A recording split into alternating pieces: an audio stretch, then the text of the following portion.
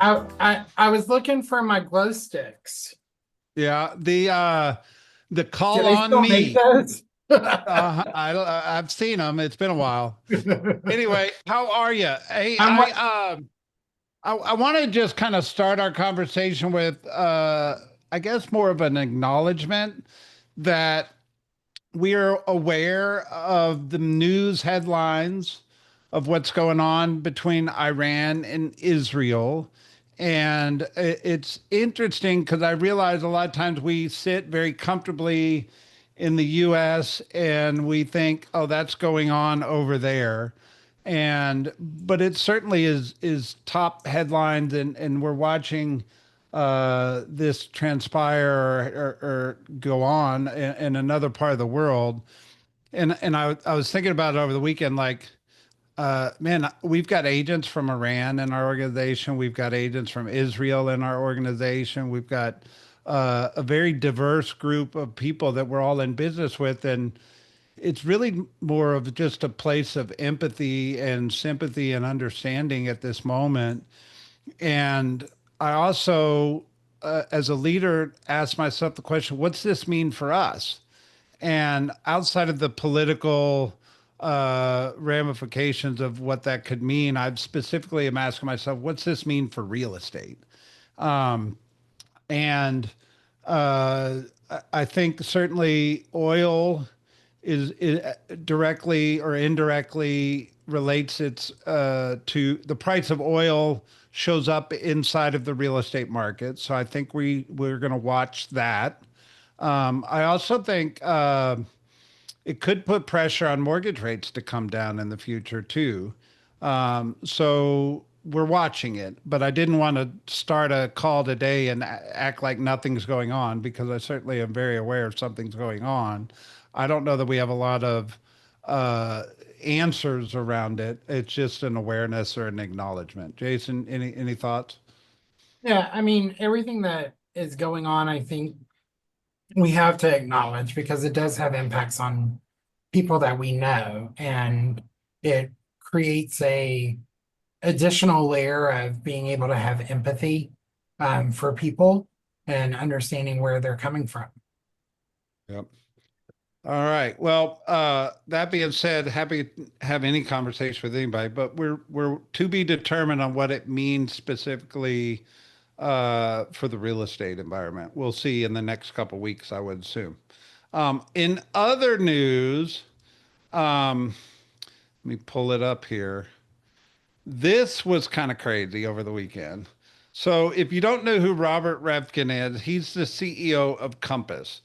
And get your popcorn ready because he is very publicly trying to take on a fight with Zillow. And what's the messaging behind this? Um, is he's pushing really hard on private listing networks, off market listings.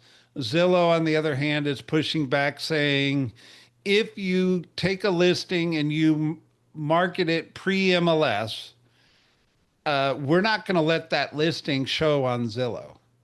And there's a big line in the sand that's going on between them. And Robert is extremely vocal in social media, which I just think obviously is popcorn worthy. And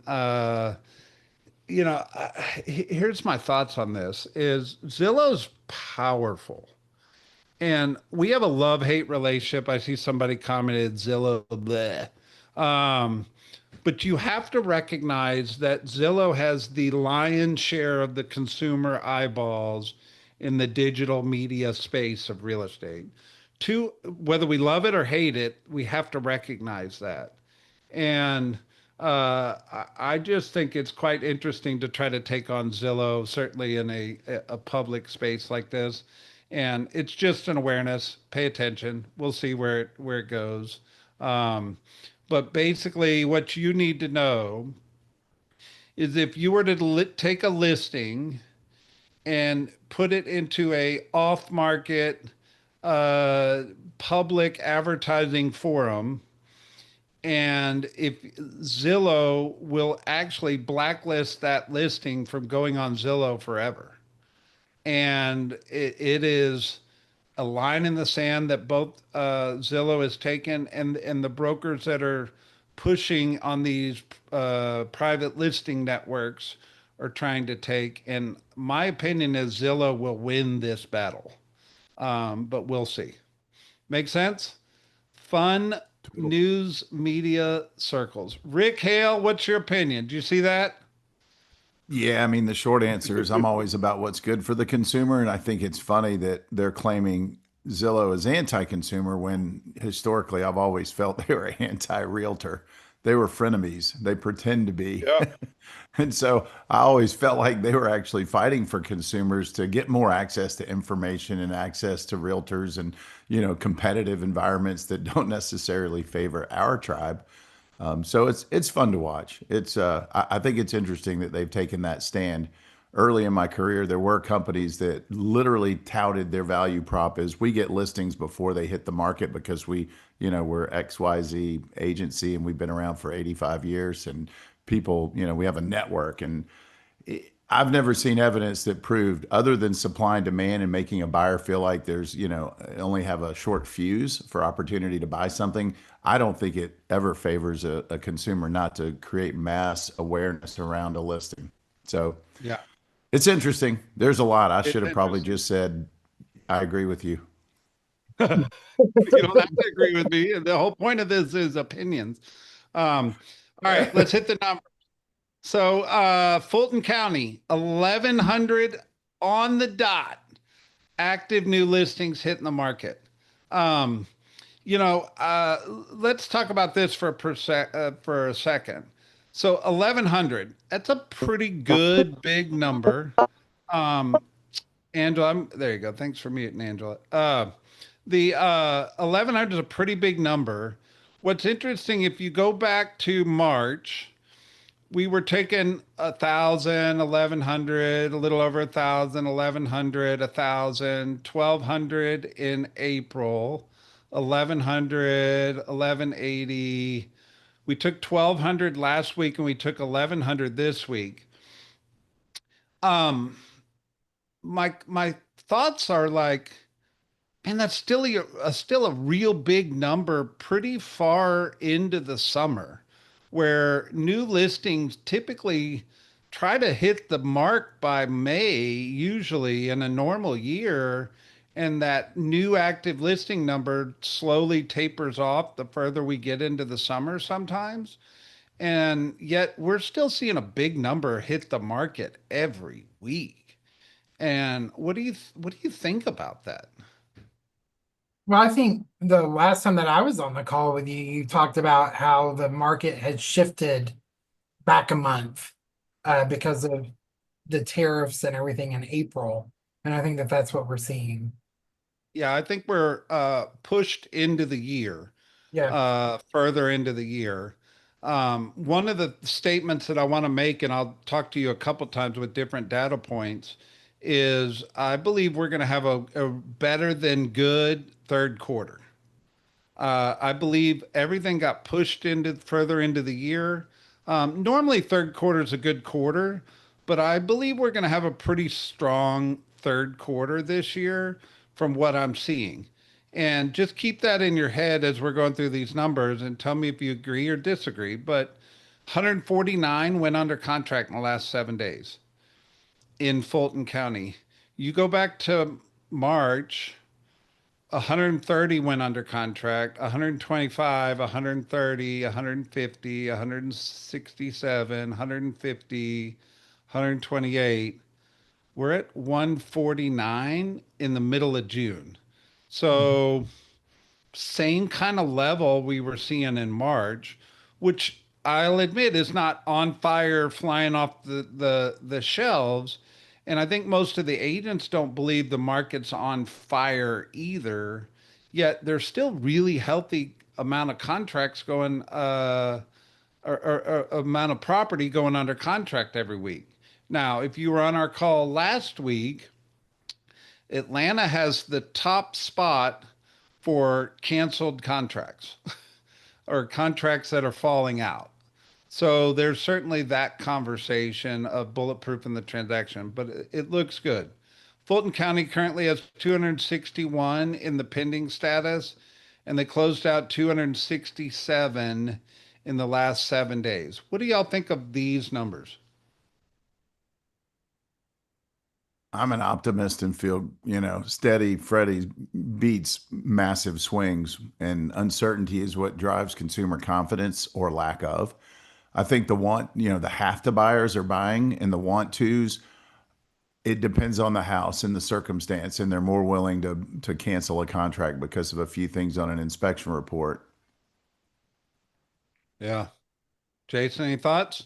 Totally agree. Stable Mabel. We like it, and just I think what Rick was saying, the people that have to move, which we've been talking about for a while, you know, the people that have to move are the people we need to be focused on. Yeah.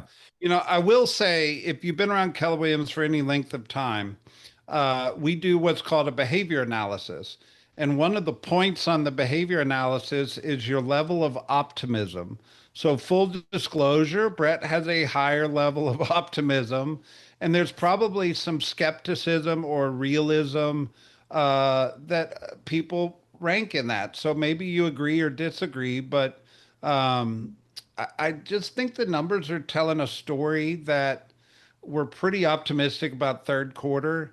I'm a little nervous about fourth because I don't know what if the market's going to soften at the end of the year or not and what that's going to look like. But I do believe third quarter is going to be a pretty strong third quarter. I'll leave it there. All right. DeKalb County, 759 new listings coming on the market. I mean, look at the stability of these numbers on new listings in DeKalb County.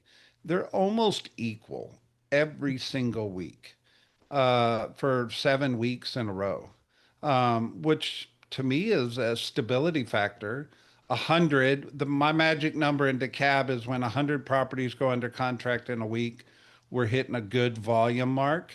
Um, we've got 214 in the pending status. That's actually the largest number since late March. Um, so there's a lot of contracts pending in DeKalb County, and 167 closed out in the last 7 days. It's a little slower, but we had a big week the week before, and we were closing roughly around 170, 180 there through the months of May. So we're averaging at that same pace right now. So it's staying pretty strong. If we go to Cobb, Cobb had a little dip this week in new listings coming on the market. They had 725 the week before. They went to 640. Maybe Cobb celebrated Father's Day a little harder than everybody else. I don't know. Happy Father's Day to everybody on here. But they had a big week in properties going under contract. So they hit triple digits. They were 111, which is a really healthy number for Cobb County going under contract. 207 in the pending status, which is a healthy pending status, and they had 207 that closed out in the last 7 days. So, thoughts on the numbers, gentlemen? Nothing dramatic. I mean, there's commonality between all the major counties. Yeah.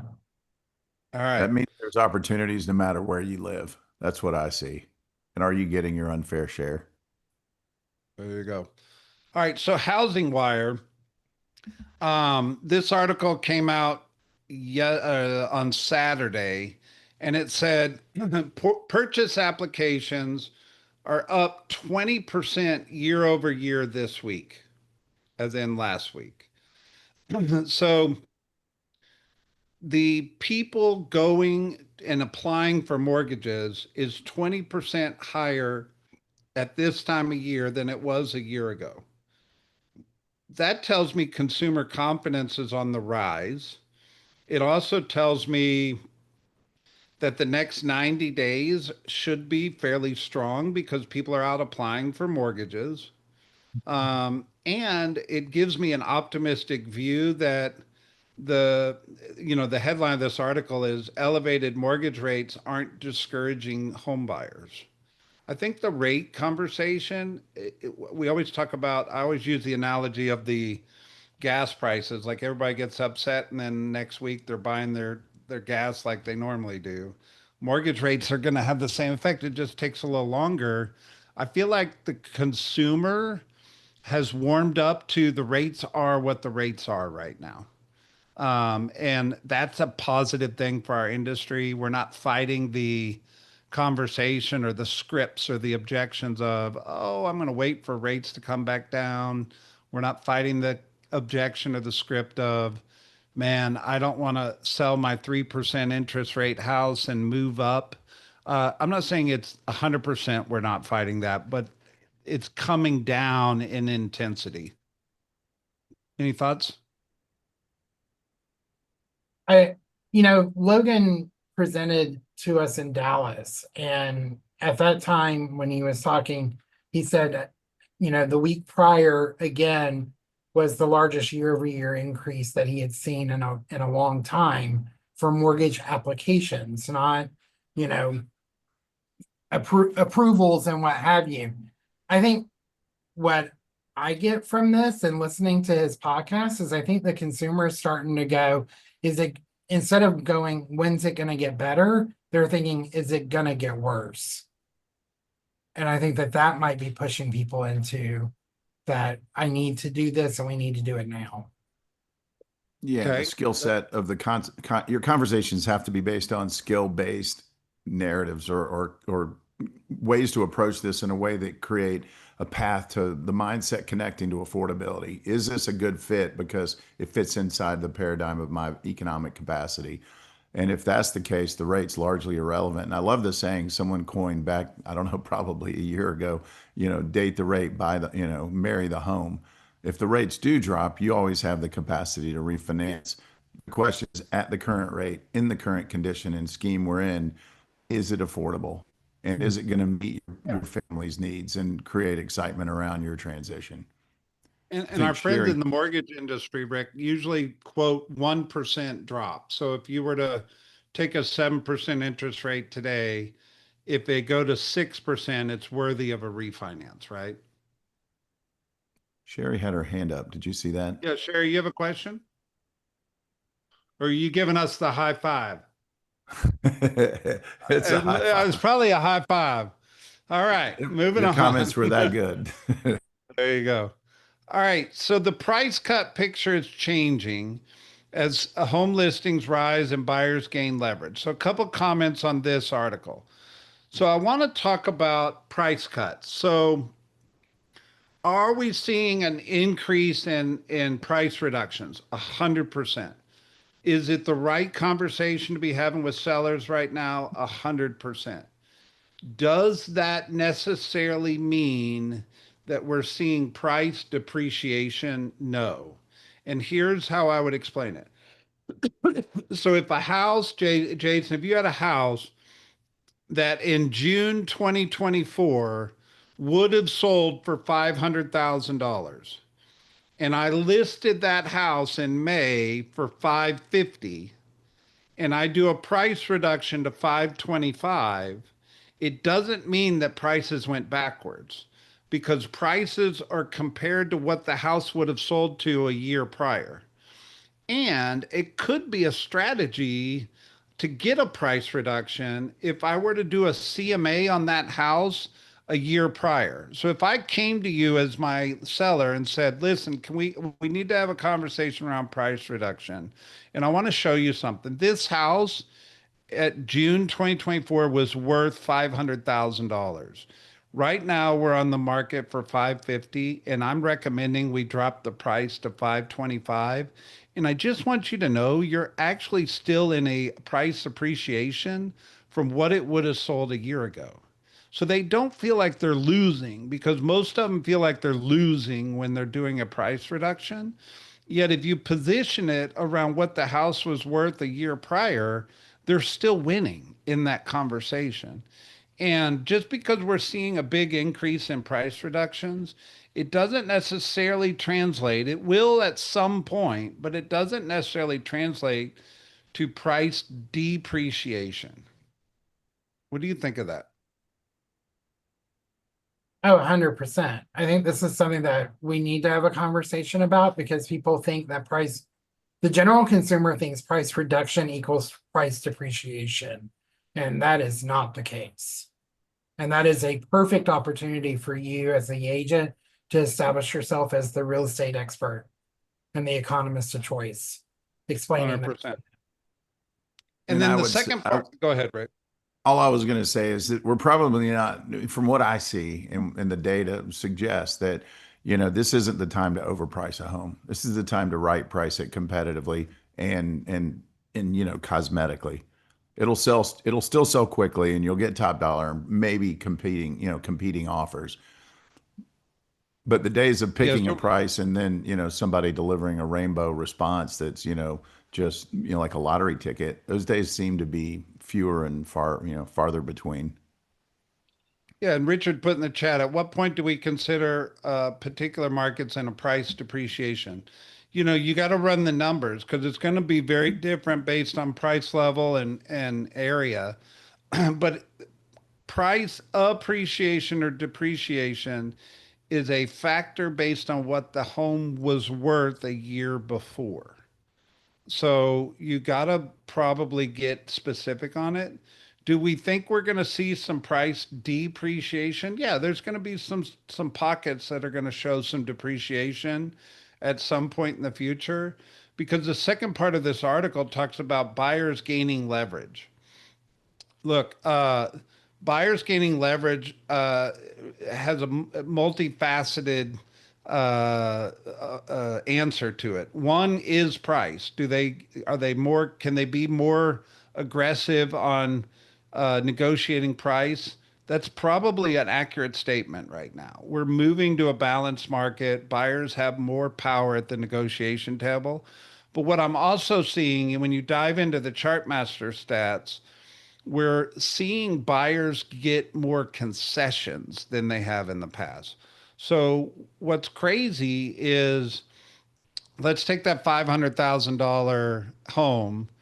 If it was going to sell in June 2024 for 500,000 and it sells for 510 this year, but they get a $10,000 concession, in theory prices were flat.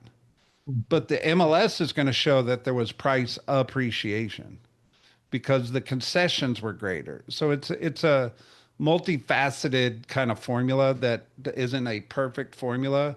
But if you dive into Chartmasters, you will see that the concessions are on the increase.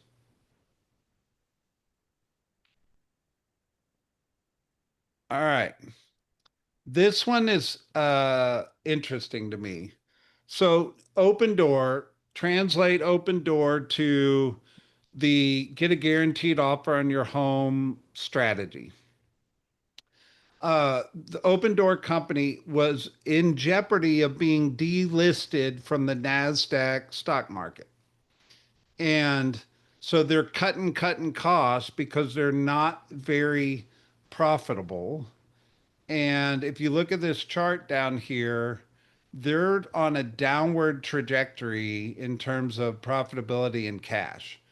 So I think it would be a safe comment to make that the guaranteed offer to purchase your house is less appealing now than it was in the past, and it's downward trending. Yet, I don't think it's going away. I just don't think it's as popular. We were nervous about it there for a while. Like it was on every billboard in every major street in Atlanta for a long time. And I think it still is, but I don't think the consumer is as in tune with it today as they might have been in 2021, 22. Thoughts?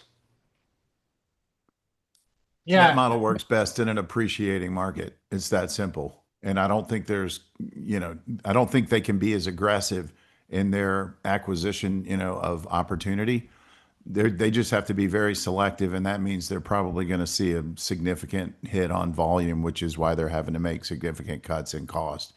You only win making more money or not spending as much, and they've obviously moved to a defensive posture. For sure. Well, I think it's good news for us because is a we lose some market share to Open Door in an appreciating market because the homeowner just takes the cash offer, but it moves it back in our favor in a downward trending market. We talked about this project, the Stitch, at our industry update in May, and it looks like they may lose some of the federal funding for it. I don't know, Jason, what do you think? Um, I love news articles that use the word may or possibly. It's Yeah, like we don't know what's going to happen, but I do know that the overall budget for this $150 million is not a majority of the funding. yeah. So it's just hot topic. I wanted to circle around. Yep. Um, the other article about investors. So there's two sides to this coin. Investors contemplate options amid market shift. If I'm an investor that owns a portfolio of real estate, I might be looking at taking that portfolio to market. So I do think there's going to be an increase of investors offloading property if they have it had it in a portfolio for a period of time. The second part of this coin is I actually think investor buying is going to increase in the future. I think there's going to be more deals. I think there's going to be more homeowners that are in a position they absolutely need to sell.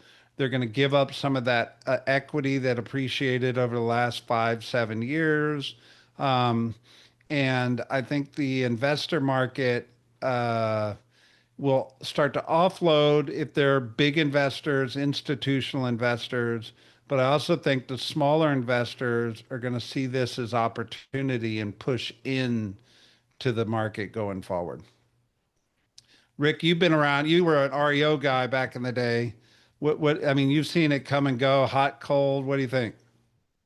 Well, I will say when we were selling, my team was selling 500 houses, per year.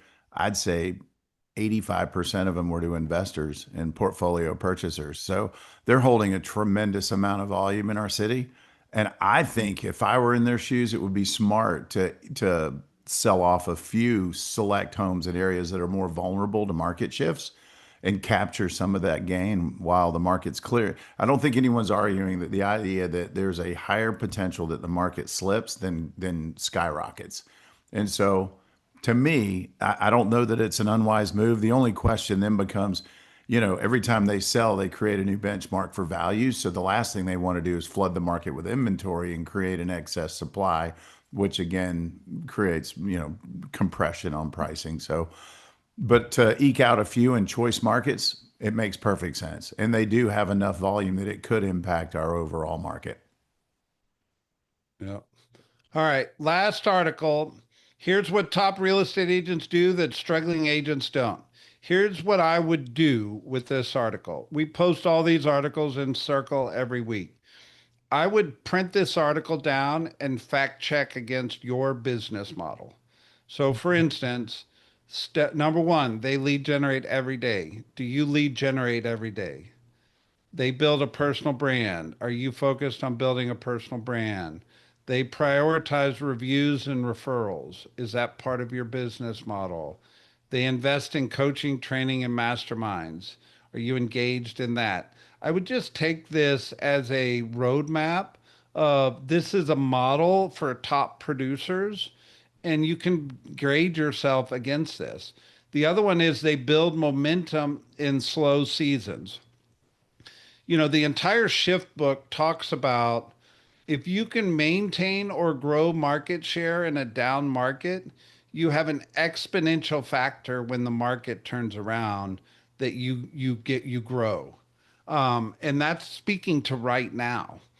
And one of the things about this is, man, if you could just find a way to build your business in this market, all the hard work you put in right now will 10x pay off in the next 5 years. Now, you're all trying to figure out how to make it happen right now, and I get that, but you should take that as comfort knowing, hey, I'm working my tail off right now just to keep my business going, but all that effort will pay off in the future. It's guaranteed. So I would print this article down and look at it as a fact check against how am I running my business today? Because this is the model of what top real estate agents do. Rick, Jason, you are the expert panel. What do we need to know? Jane said, what would you tell someone who remarks, there sure are a lot of houses on the market? What are the points you would emphasize? My answer is simple. There could be a lot of houses in your market area. The key is finding the best house for you. What metrics or expert do you have by your side to ensure the best, not just a good choice? Yep. And what if you're talking to a seller?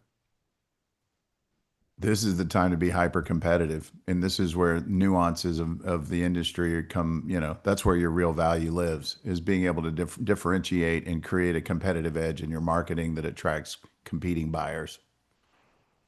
Yeah. Your track record should beat the market. That's another thing. I would use data. Make sure you're using data to support that you're superior to the average agent in the marketplace. And if your data can't support that, I would be stunned. Like days on market, average turn, sales to list price. These are all data points that really make you shine in the eyes of a seller. Yep. All right. Final words, gentlemen. Jason, sorry I Drop some jumped in. wisdom. Here's my thing for East Atlanta. I have a search set up that I've had set up for 10 years for around my house. The homes that are under contract, average days on market 8. The homes not under contract, 80. Price it right. No more aspirational pricing. There you go. Beautiful. All right. Happy Monday, everybody. See you All guys. right. Awesome. Thank you. Bye. See ya.